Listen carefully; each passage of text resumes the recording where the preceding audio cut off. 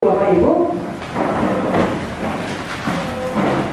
Iya, baik, selamat siang bagi kita semua. Selamat siang. Puji Tuhan ya. Hari ini cuaca yang cukup panas, tapi mungkin kita berharap bahwa ini tidak akan mengurangi hati kita untuk tetap menyembah Tuhan, bersyukur kepada Tuhan dan tetap mau mendengarkan suara Tuhan, apa yang Tuhan mau sampaikan kepada kita pagi hari ini, menjelang siang hari ini ya. Amin. Amin. Baik. Iya, sudah banyak dari berbagi ya. Saya senang dengan lirik lagu ini. Satukan kami, ya, membangun kerajaan-Mu. Kerajaan siapa? Kerajaan Allah. Bukan kerajaan saya. Bukan kerajaan Bapak Johnson. Bukan kerajaan Rian Lijar. Dan bukan kerajaan pribadi-pribadi. Tapi membangun kerajaan Allah. Allah yang menjadi rajanya. Ini yang penting bagi kita. Kita lakukan untuk membangun kerajaan Allah. Baik, amin. Amin. Ya. Kita akan belajar pagi hari ini dari Yohanes pasal 4. Mari kita lihat Alkitab kita. Saya berharap kita bawa Alkitab. Kalau ibadah minggu bawa Alkitab ya. Tapi kalau misalnya retreat sehari nggak apa-apa bawa handphone. Tapi kalau ke ibadah hari Minggu maunya bawa Alkitab kita, karena itu adalah hari yang dikhususkan. Tapi kalau perjalanan jauh ya boleh buat kan begitu ya. Baik, mari kita lihat Yohanes pasal 4 ayat yang ke-31 sampai dengan 42. Sementara itu murid-muridnya mengajak dia, katanya, "Rabi, makanlah." Tetapi ia berkata kepada mereka, "Padaku ada makanan yang tidak kamu kenal." Maka murid-murid itu berkata seorang kepada yang lain, "Adakah orang yang telah membawa sesuatu kepadanya untuk dimakan?" "Makananku ialah melakukan kehendak Dia yang mengutus aku dan menyelesaikan pekerjaannya." "Bukankah kamu menyatakan 4 bulan lagi tibalah musim menuai? Tetapi aku berkata kepadamu, lihatlah sekelilingmu dan pandanglah ladang yang sudah menguning dan matang untuk dituai. Sekarang juga penuai telah menerima upahnya, dan ia mengumpulkan buah untuk hidup yang kekal, sehingga penabur dan penuai sama-sama bersukacita. Sebab dalam hal ini benar peribahasa, yang seorang menabur dan yang lain menuai. Mengutus kamu untuk menuai apa yang tidak kamu usahakan.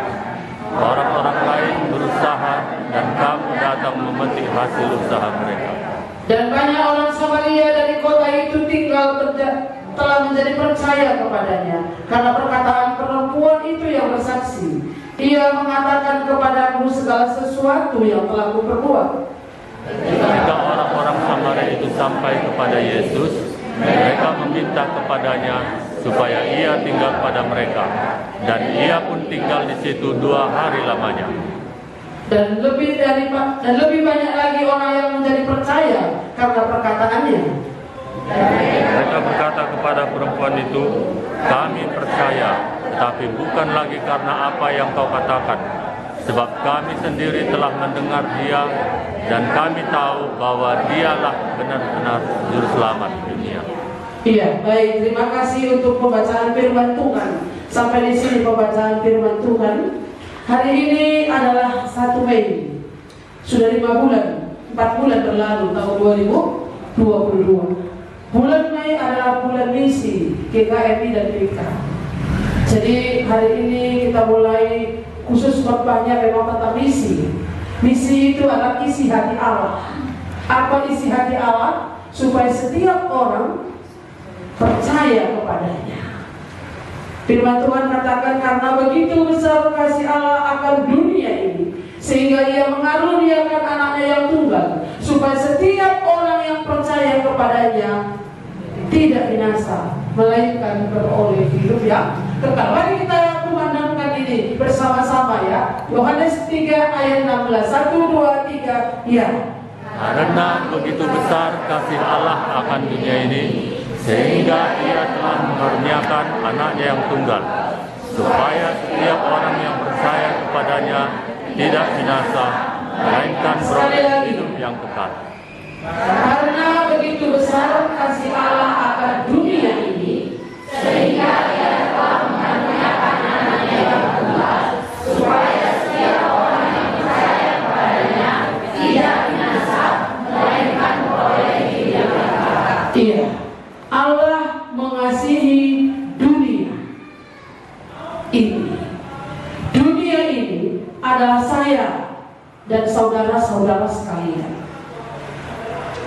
Allah mengasihi dunia ini dengan kasih yang kekal, dengan kasih yang tidak terbatas, dengan kasih yang tanpa pamrih. Dia mengasihi saya dan saudara dengan memberikan anaknya yang tunggal. Itulah Yesus Kristus, mati di kayu salib, memikul dosa kita, dengan satu tujuan apa? Supaya setiap orang yang percaya kepadanya tidak binasa, melainkan beroleh hidup yang kekal. Allah mengasihi dunia, Allah mengasihi saya. Dia menyatakan dirinya kepada saya, Dia menyelamatkan saya. Dia berkata, aku ini mengasihi engkau dengan kasih yang kekal. Maukah engkau percaya kepadaku? Itu kata Tuhan. Saya katakan kepada Tuhan, ya Tuhan, aku percaya bahwa engkau mau menyerahkan nyawamu bagiku supaya aku diselamatkan. Keselamatan terjadi dalam hidup saya secara pribadi. Tapi bukankah Allah mengasihi dunia ini? Kalau Allah sudah mengasihi dunia ini, Dia menyelamatkan saya. Bukankah saya juga memiliki kasih Allah itu adalah hati saya untuk mengasihi dunia ini juga? Ini aku Tuhan, utuslah aku. Ini kami apa? Ini aku utuslah, oh Tuhan, menjadi pekerjamu. Lihatlah ladang sudah menguning. Iya, kalau kita lihat daripada bahan kita hari ini adalah temanya di sana adalah siap menuai di ladang Tuhan. Ya, siap menuai di ladang Tuhan. Dan kalau kita lihat cerita ini mungkin sudah tahu kita. Yohanes pasal 1, pasal 4 ini ceritanya tentang percakapan Tuhan Yesus dengan perempuan Samaria di pinggir sumur. Siapakah perempuan Samaria itu? Siapa? Orang berdosa. Dosanya apa? Dia tinggal dengan laki-laki yang bukan suaminya. Itulah dosanya. Tinggal serumah, tinggal satu tempat tidur, tinggal bersama dengan laki-laki yang bukan suaminya. Itulah dosanya. Saya harap kita bisa mengerti, kan begitu ya? Tinggal bersama laki-laki yang bukan suaminya. Bahkan ketika dikorek, dia sudah pernah tinggal bersama dengan 5 laki-laki. Berapa? 5 laki-laki yang berbeda-beda. Itulah yang dia tinggal. Istilahnya di sana itu kumpul kebo. Jadi Bapak Ibu saudara-saudari yang dikasihi Tuhan, karena begitu besar kasih Allah akan dunia ini,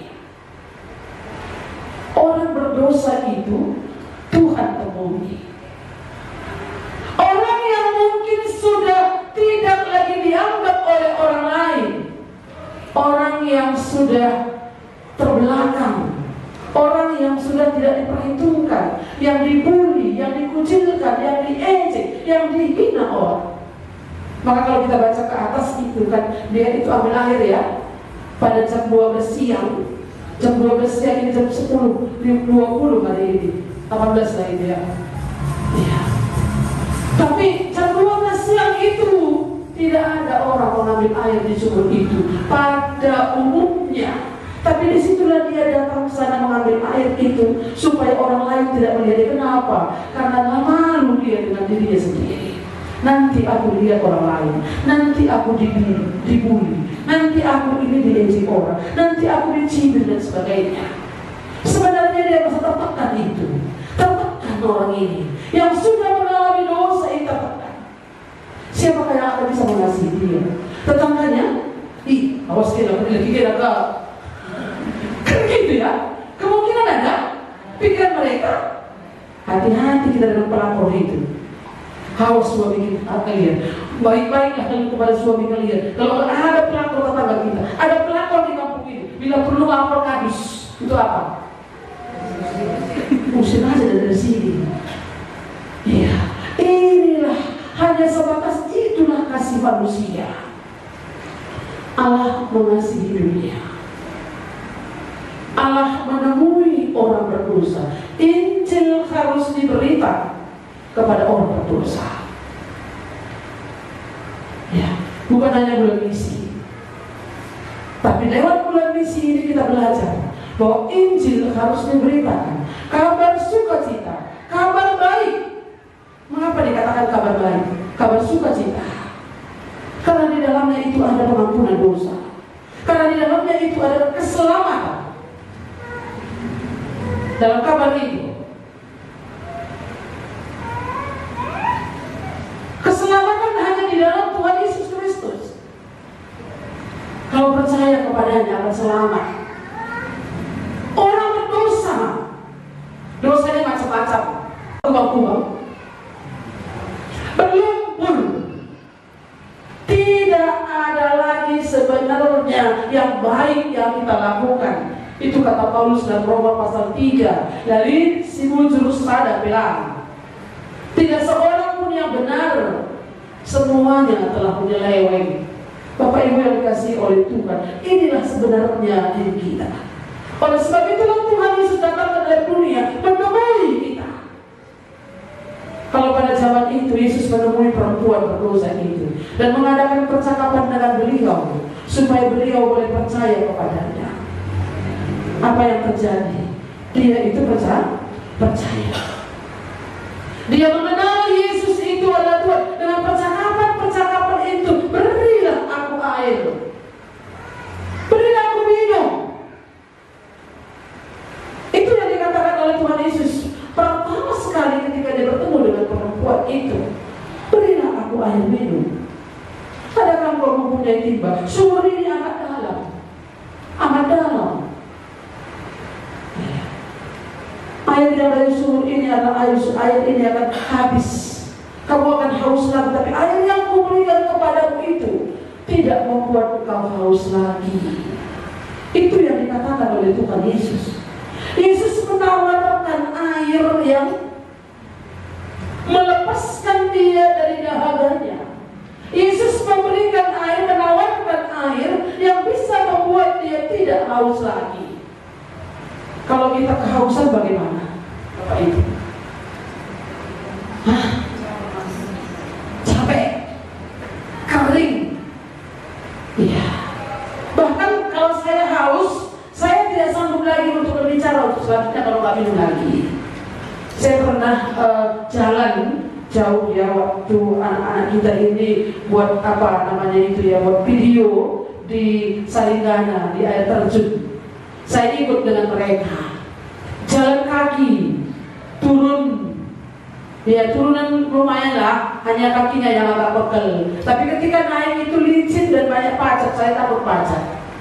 Tapi itulah saya harus jingkrak-jingkrak ke situ. Pulangnya lebih parah lagi. Pulangnya itu mendaki terus, mendaki sampai terasa habis ini kerongkongan ini sudah kering. Kebetulan saya bawa botol minum. Akhirnya ada. Tolong dulu ambilkan botol minum saya di ransel, saya pakai ransel, jalan dengan pakai tongkat. Lalu seseorang memberikan minum itu. Ketika saya minum air itu, Tuhan menambahkan kekuatan. Rupanya kalau kita lelah, haus sekali, Tuhan memberi kita kekuatan. air yang diberikan oleh Tuhan Yesus itu tidak akan haus selamanya. Inilah yang dirindukan oleh perempuan itu. Dan itu terjadi sampai kepada dia mengenal siapa Yesus itu. Itulah Mesias. Kan akulah dia. Coba kita lihat ayat yang ke-25.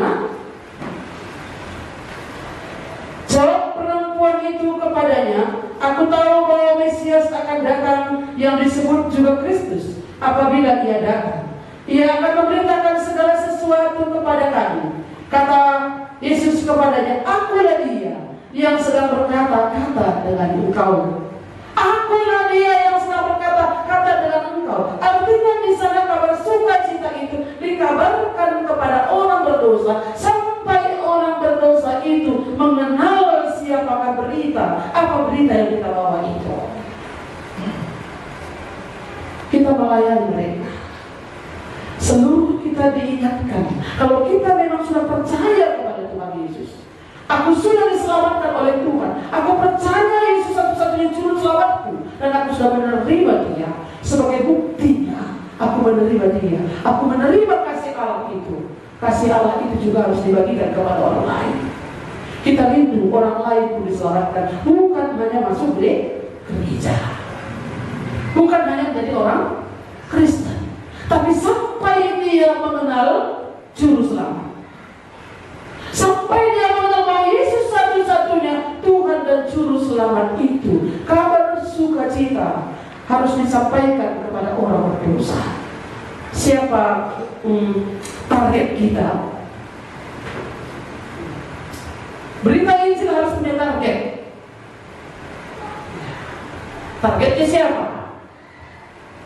Orang berdosa. Ada orang berdosa di sekeliling saudara? Nah, banyak. Target kita orang berdosa. Jadi kalau orang berdosa nanti dia kayak mana kira-kira dia ini? Dosanya apa? Oh, dosanya cuma mencuri celengan gitu. Dosanya macam-macam. Jadi kalau bertemu dengan orang berdosa, mau kita dia baik-baik ya. Udah kulayani dia, udah beritakan Injil, ku kasih waktu. Dia harus juga berbuat baik kepada itu. Tidak.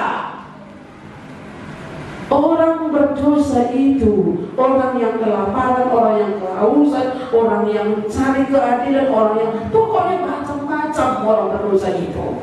Dan inilah yang akan kita temui, yang harus kita sampaikan berita Injil kepadanya sampai dia mengenal Tuhan dengan sama seperti kita. Kalau memang saudara sudah menerima itu, sampai kepada kita benar-benar memang mengenal Tuhan, memahami dan aku mau hidup untuk Tuhan.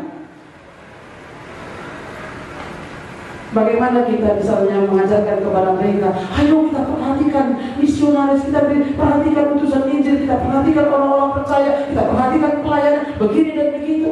Kalau memang belum merasakan kasih Allah yang besar itu, perempuan itu apa yang dilakukannya?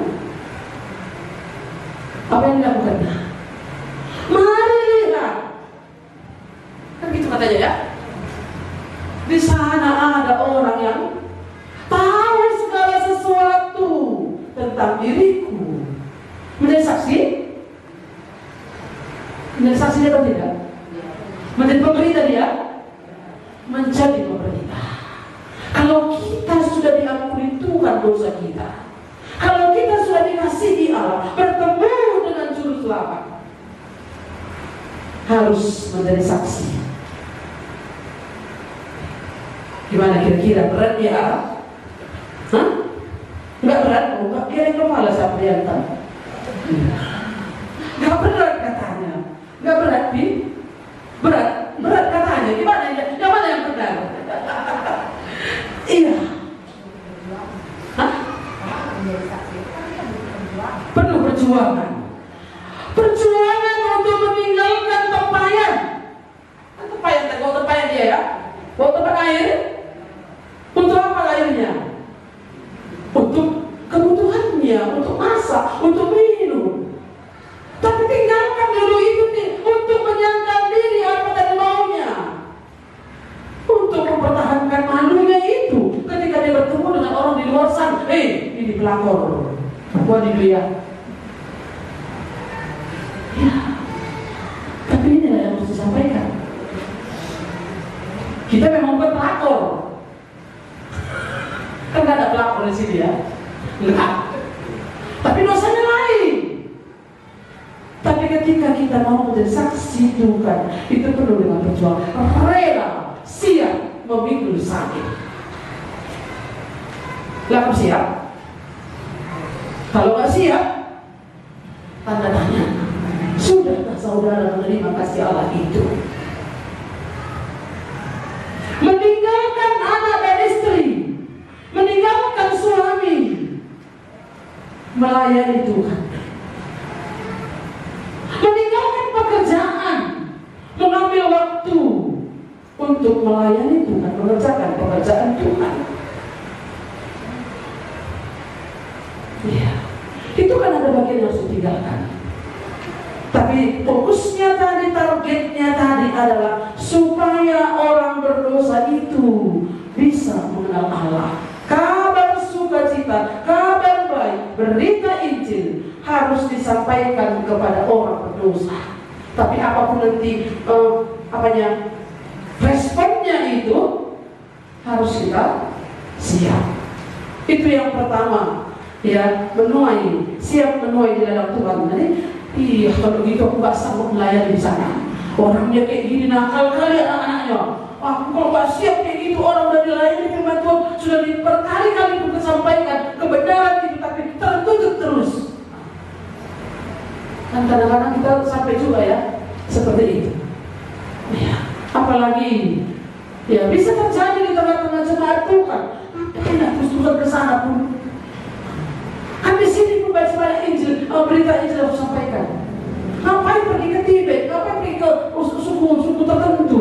Kan di sini kita nggak akan bisa mengutus, kita tidak akan bisa mengerjakan ini. Berapalah jumlah kita ini? 500 orang jemaat belum bisa mengutus. Itu yang kita dengar.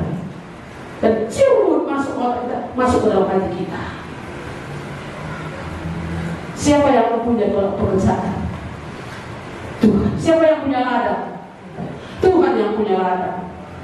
Jadi kalau Tuhan yang punya ladang, kalau Tuhan yang menyuruh orang ke ladang itu, tidakkah Tuhan akan percayakan? Tidakkah Tuhan akan peliharakan? Makanya sekarang mari kita mendengar suara Tuhan. Ini yang paling penting. Kita diutus kepada orang berdosa. Ya, yang kita temui adalah orang berdosa. Kita lihat sama kita berdosa lain, buat kita bully dia. Seperti apa baiknya kita? Hah? Seperti apa baiknya kita ini? Coba yuk. Kebaikanmu itu seperti kain kotor. Itu kata Tuhan. Kebaikanmu itu seperti kain kotor yang sama sekali tidak ada nilainya. Kain kotor lagi nilainya kain kotor ya. Nggak ada nilainya kain kotor itu. Inilah kebaikan manusia, orang yang berdosa itu. Tapi inilah Tuhan datang menemui mereka, menemui kita, menemui perempuan Samaria itu. Sampai perempuan Samaria itu mengenal dia, percaya kepadanya, bahkan dia sampai memberitakan Injil juga. Iya. Kabar sukacita disampaikan, dikabarkan kepada orang yang belum mengenal Kristus. Ya, yang kedua itu kepada siapa? Sudah beribadah. Ya, sudah beribadah. Ada kitab sucinya. Perempuan sama dia itu beribadah atau tidak? Apa katanya ayat yang ke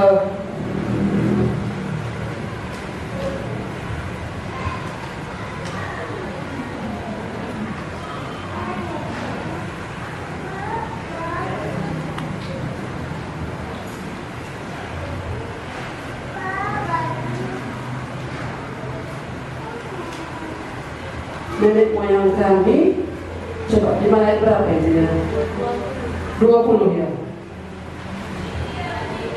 Iya, nenek moyang kami menyembah di atas gunung ini, tetapi kamu katakan bahwa Yerusalemlah tempat orang menyembah. Kata Yesus kepadanya, percayalah kepadaku hai perempuan, Saatnya akan tiba bahwa kamu akan menyembah Bapa bukan di gunung ini dan bukan juga di Yerusalem. Kamu menyembah apa yang tidak kamu kenal. Kami menyembah apa yang kami kenal, sebab keselamatan datang dari bangsa Yahudi. Tetapi saatnya akan datang dan sudah tiba saat sekarang bahwa penyembah-penyembah benar akan menyembah Bapa dalam roh dan kebenaran, sebab Bapa menghendaki penyembah-penyembah demikian. Allah itu roh, dan barang siapa menyembah Dia harus menyembahnya dalam roh dan kebenaran.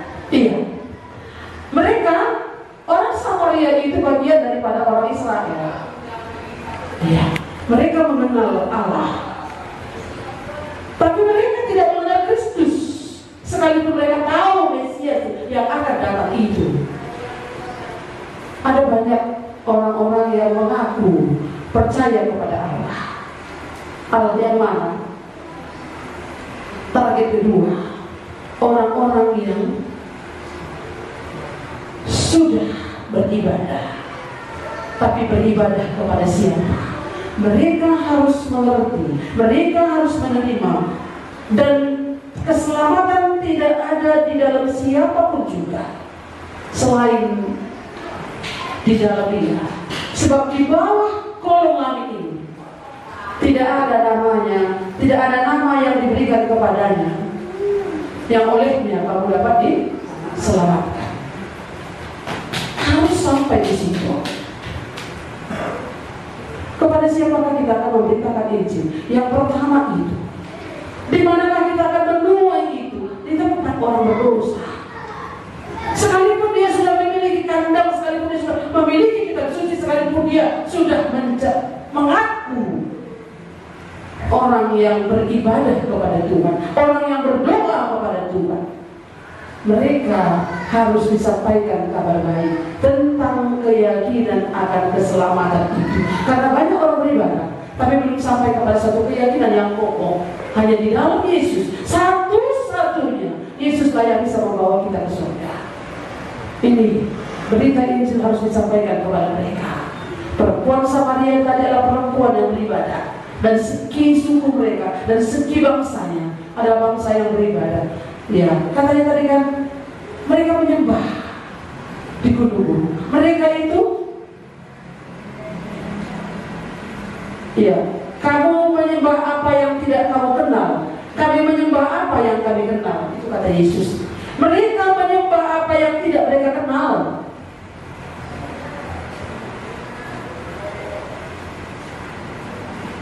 Banyak orang pergi menyembah Tuhan. Mereka mengangkat tangan mereka, tapi sebenarnya mereka tidak mengenal Allah yang benar itu. Mereka berpikir bahwa dengan kebaikan mereka, dengan usaha mereka, mereka dapat diselamatkan. Mereka tidak sampai kepada bahwa keselamatan itu adalah anugerah Allah, pemberian Allah di dalam Kristus Yesus. Mereka berpikir, apakah kami nanti akan ke surga? Ya, benar-benar, mudah-mudahan.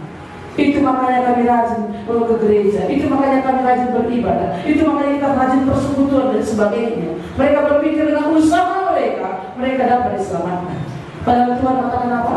Sebab karena kasih karunia kamu diselamatkan oleh iman. Sebab karena kasih karunia kamu diselamatkan oleh iman. Itu bukan usahamu, bukan usaha manusia, bukan usaha kita, bukan karena kita pala-palai maka kita selamat. Bukan karena kita pala-palai untuk melakukan yang baik itu, berjuang kita untuk yang itu supaya kita selamat, tidak. Tapi keselamatan itu kita terima, itu sudah dianugerahkan. Karena begitu besar kasih Allah akan dunia ini, sehingga Ia mengaruniakan anaknya yang tunggal. Sudah dikaruniakan, sudah diberikan. Makanya mereka kena anaknya sih tunggal.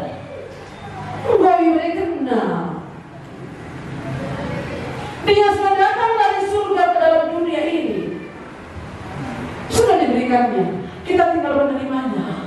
Maukah kita meresponnya? Maukah kita menerimanya? Menjadikan Dia Tuhan dan Juru Selamat dalam hidup kita. Menjadikan Raja, menjadikan pemimpin dalam hidup kita. Siapkah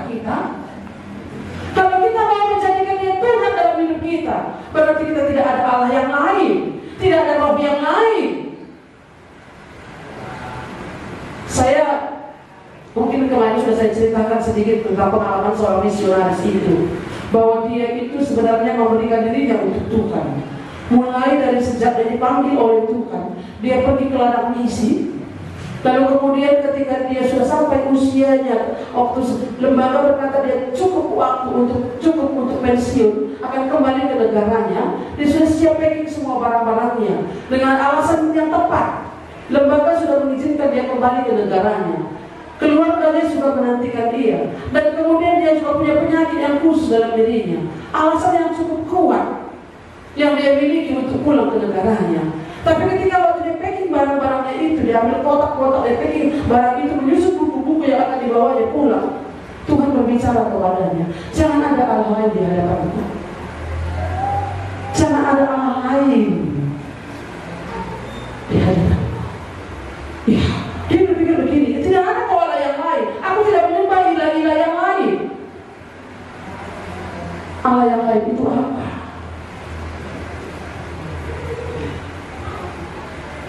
Keinginannya, hatinya itu. Kadang-kadang kita mengatakan aku tidak punya Allah yang lain. Memang tak perlu lagi kita ke minggu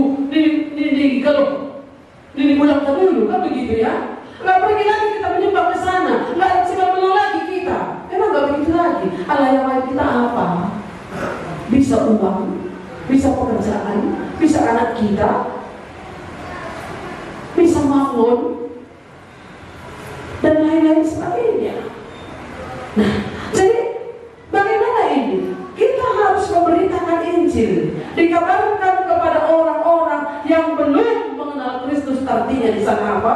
Yang belum sampai keselamatan itu kepada mereka. Belum yakin dia akan keselamatannya. Mungkin dia sudah beragama, kan begitu ya? Mereka sudah beribadah, mereka punya ibadah-ibadah mereka tertentu. Tapi bukankah mereka belum mengenal satu-satunya Yesus sebagai Tuhan dan Juru Selamatnya pribadi? Bahkan kalau mereka tahu pelakor, dia gak malu beritakan Injil. Dia rela membayar harga apapun nanti kata orang. Keselamatan itu tidak murahan, gratis tapi tidak murahan. Kita menerimanya dengan cuma-cuma oleh karena anugerah Allah. Tapi setelah kita menerimanya itu kita harus bayar harga. Kita siap pikul sakit. Makanya tadi siap menuai di dalam Tuhan. Setiap orang yang sudah percaya harus siap menuai di dalam Tuhan. Dalam Tuhan yang mana? Di mana? Yang pasti dia orang berdosa, orang yang membutuhkan keselamatan. Adakah orang di samping kita, kawan sebangku kita, kawan kerja kita mengenali Yesus dengan benar, sudah menerima Dia sebagai Tuhan dan Juru Selamatnya secara pribadi? Itu misi. Itu yang harus tenang taruh. Sama kami di situ. Tak kawan dulu judi dulu. Bisa itu kan? Iya. Ini misi kita. Nggak harus pergi kepada bangsa-bangsa yang lain. Tapi bagaimana dengan sekeliling kita ini? Lihatlah, ladang sudah membunuh. Apa artinya itu? Ayat berapa tadi? Ayat 31 kembali tadi. Sementara itu murid-muridnya mengajak dia, katanya, Rabi, makanlah. Akan tetapi dia berkata kepada mereka, padaku ada makanan yang tidak kamu kenal. Murid-murid waktu itu diajar oleh Tuhan Yesus untuk melihat makanan yang sesungguhnya. Dia datang, mereka datang membawa makanan. Guru, Rabi, makanlah. Padaku ada makanan yang tidak kamu kenal. Maka murid-murid itu berkata seorang kepada yang lain, adakah orang yang telah membawa sesuatu kepadanya untuk dimakan? Kata Yesus kepada mereka, makananku ialah melakukan kehendak Dia yang mengutus aku dan menyelesaikan pekerjaannya. Ini kata Yesus, makananku ialah apa? Ayo sama-sama. Makananku 1, 2 ya.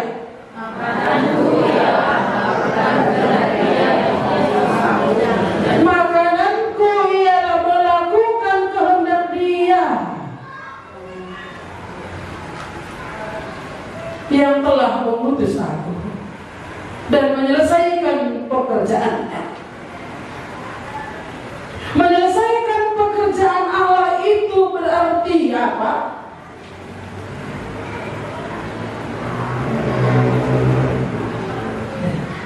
Memuliakan Allah itu menyelesaikan pekerjaannya di bumi ini. Anak Yesus itu memuliakan Allah, memuliakan Bapa dengan menyelesaikan pekerjaannya di bumi ini, mati di kayu salib untuk bisa orang percaya kepada Tuhan Yesus, untuk orang bisa mengenal Yesus dengan benar bahwa Dia Allah. Perlu bayar harga, ya kan?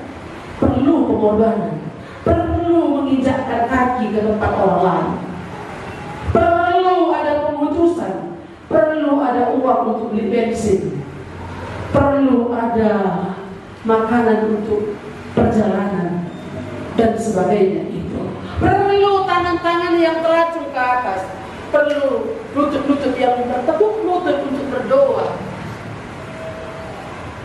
Berita Injil harus disampaikan kepada orang-orang berdosa dan kepada orang-orang yang belum mengenal Kristus, supaya orang itu mengenal Yesus satu-satunya Tuhan dan Juru Selamatnya. Secara pribadi, butuh waktu, butuh pikiran, butuh tenaga, butuh uang, butuh orang-orang yang mendukung lewat doa. Tahun yang lalu, kalau Bapak Ibu saudara-saudara masih ingat, pendukung misi ini ada 4D. 4D. Apa aja masih ingat? Dana, daya, Diri, doa, dana, daya. Iya. Itu tetap berlaku. Injil mau diberitakan kepada orang berdosa. Kita butuh waktu untuk pergi. Kita butuh dana untuk pergi. Kita butuh daya, sumber daya. Siapa yang akan pergi? Ini aku utuslah, oh Tuhan, menjadi pekerjamu. Siap? Siap? siap. Suara sepi. Sepi. Bagaimana Bapak Ibu? Saudara sudah ditebus, saudara sudah dibayar lunas. Kamu telah ditebus dengan apa? Harga yang lunas dibayar.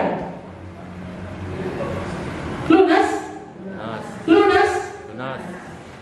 Jadi kamu kalau lunas dibayar bagaimana? Kamu bayar hutang dulu? Kamu tak mau berharga. Seperti apa itu? Iya. Bapak Ibu saudara-saudara yang dikasihi oleh Tuhan, inilah menuai di dalam Tuhan. Siapkah kita menuai di dalam Tuhan? Dalam Tuhan itu mana? Lihatlah apa? Ladang sudah menguning. Artinya itu lihat tuh, buka matamu. Lihat itu bukan sekilas. Lihat itu bukan hanya seringkan saja lang. Tapi lihat itu, buka matamu. Buka matamu. Angkatlah matamu. Angkat mata itu. Aduh, udah bertobat dia. Maka ada dulu kawan kami orang Batak ini kan agak keras suaranya, sampai ke suara saya. Dia bilang ada situ banyak orang muda. Orang muda ini kan memang punya semangat muda. Ketawa sedikit.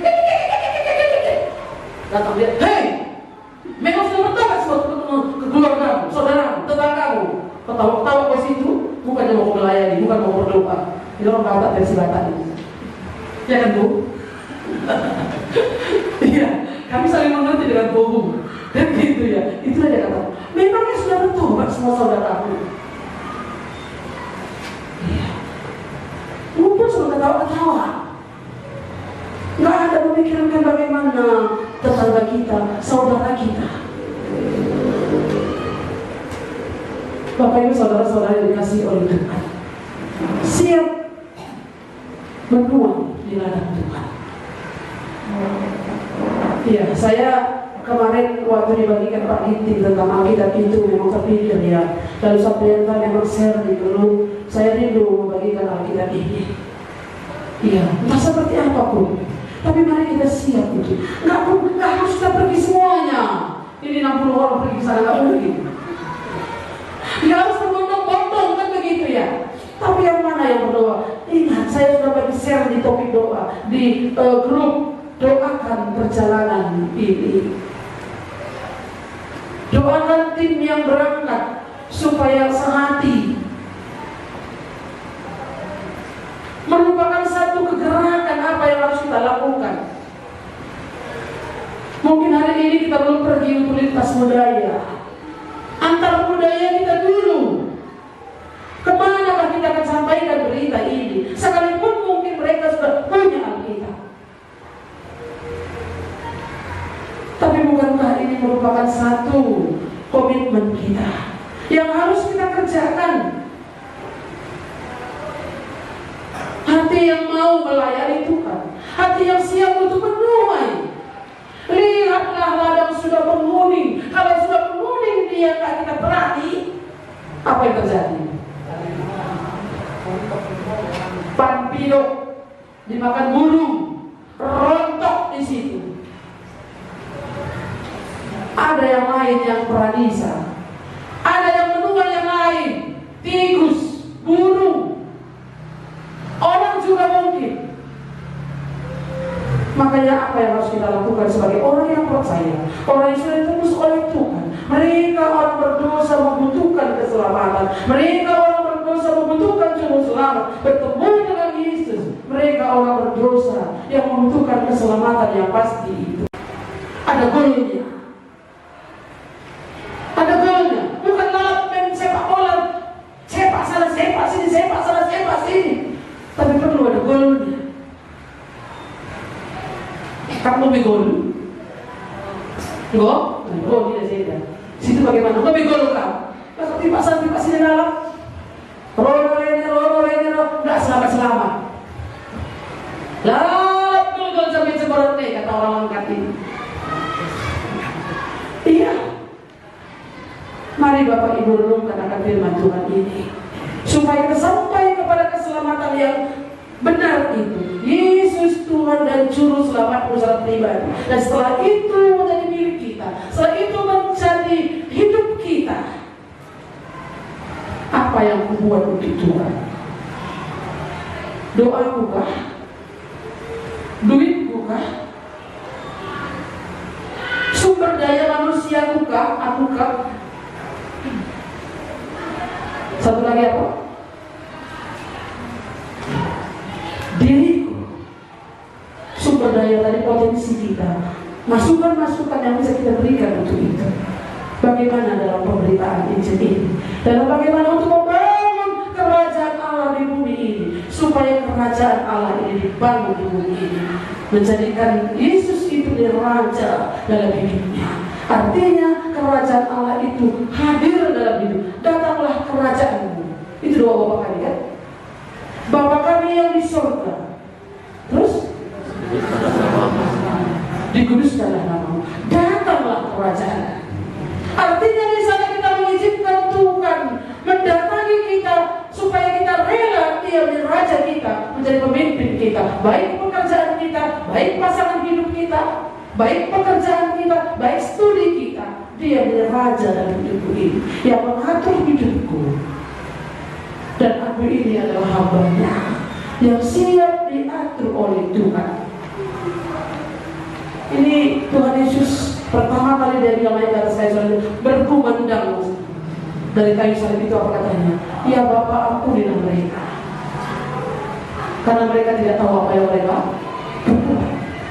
Kurasa kalau itu yang kita tahu, itu hidup dalam diri kita. Mereka nggak tahu apa yang mereka buat. Iya kan? Tertindas kita bagaimana? Ditambah hidup kita bagaimana? Sakit kali kita bagaimana? Orang nggak tahu dia apa yang mereka buat. Makanya mari kita mengoreksi diri kita. Sudahkah memang benar-benar kita ini sampai kepada keselamatan yang pasti kita? Sudahkah benar-benar memang Kristus itu bagi kita memang sudah mati? Dia mati bagi dosaku. Kalau dosaku sudah mati, diangkatnya di atas kayu salib itu, berarti dosaku tidak ada lagi di sini. Mungkin pengaruhnya itu masih ada. Ciling nanti dengar. Tapi kalau sudah sembuh bagaimana? Kalau ada cilingnya bagaimana? Hukum bagaimana? Berdarah lagi? Hah? Berdarah lagi? Enggak. Maka kalau ada sakit hati, ketemu dengan orang ini, panas-panas di dalam. Ini belum sembuh ini. Kenapa kamu tak mau sembuh? Kalau Tuhan Yesus sudah menyembuhkan itu. Bilur-bilur, kalau dia disembuhkan oleh bilur-bilurnya, oleh bilur-bilur kita menjadi sembuh. Kenapa nggak sembuh-sembuh? Berarti masih tetap target tadi apa? Targetnya kepada orang yang berdosa. Targetnya kepada orang yang belum mengenal Kristus. Injil masih perlu diberitakan. Kita masih perlu menerima kasih Allah itu. Kita masih perlu gargari, mengoreksi apakah kabar baik itu memang sudah sungguh-sungguh kita terima. Sampai sudah ya? Sampai kan sudah ya? Kita dengar sudah? Sudahkah benar-benar diterima kabar baik itu? Kabar baik itu pengampunan dosa, kehidupan yang kekal. Kalau ini sudah kita terima dan memang sudah kita miliki, maka kita hidup ini akan merdeka kita hidup. Merdeka hidup ini menjadi orang percaya. Sehingga kalau sudah merdeka, kemana pun kata Tuhan oke. Apapun kata Tuhan oke. Ada uangmu oke, ada waktumu oke, dirimu oke. Yang mana yang mau Tuhan pakai dalam hidup kita? Diri kita kah? Uang kita kah? Pemikiran kita kah? Daya kita kah? Ataukah memang doa yang Tuhan berikan? Doa bukan berarti ketika dia ingat, aku doa sajalah. Tapi ketika dia ingat cuma berdoakan, bukan begitu. Dan kalau doa itu memang diserius, memberi dirinya waktunya untuk berdoa, memberi untuknya untuk berdoa kepada Tuhan sungguh-sungguh. Apa yang menjadi topik doa? Ini firman Tuhan hari ini. Mari kita berdoa. Terima kasih Tuhan Yesus untuk firman-Mu, mengingatkan kami kembali bagaimana perempuan Samaria yang berdosa itu, yang begitu kotor, Tuhan jumpai. Hari ini Engkau mengingatkan kami Tuhan, supaya kami berani, supaya kami punya kekuatan untuk menjumpai orang, supaya bisa Injil diberitakan, supaya bisa disampaikan kepadanya. Seberdosa apapun dia Tuhan, biarlah kami boleh mengasihi dia, supaya kami bisa memberitakan Injil kepadanya. Kabar baik, kabar kesukaan itu. Bahkan orang-orang yang mungkin sudah mengaku mengenal Tuhan, sudah mengaku beribadah, tapi belum sampai keselamatan itu kepadanya. Tuhan, tolonglah kami, supaya kami terbebani dengan orang-orang demikian, dan Roh Kudus sendiri yang akan bekerja, membuat mereka itu percaya kepadamu. Tuhan Yesus, kami juga berdoa kepadamu ya Tuhan, untuk orang-orang yang sudah bertobat juga, supaya kami berani keluar dari zona kami, supaya kami meninggalkan masa lalu kami, supaya kami tidak menyayangkan diri kami ya Tuhan, tapi kami berani seperti perempuan Samaria itu, meninggalkan segala sesuatu, meninggalkan tempayannya, meninggalkan kenyamanan kami, meninggalkan apa yang membuat kami malu, meninggalkan semuanya itu, supaya berita tentang keselamatan itu boleh sampai kepada orang lain. Tuhan, kami sungguh menyerahkan hidup kami. Tuhan, kiranya yang menolong setiap kami oleh bisa memberitakan Injil, bisa membawa kabar baik ini kepada orang-orang yang ada di sekeliling kami. Bukalah mata kami Tuhan, angkatlah mata kami, supaya kami melihat dan kami siap menjadi penaburnya. Terima kasih Bapa di surga, terpujilah Engkau. Dalam nama Tuhan Yesus kami berdoa. Amin. Mari kita bernyanyi satu lagu lagi. Lihatlah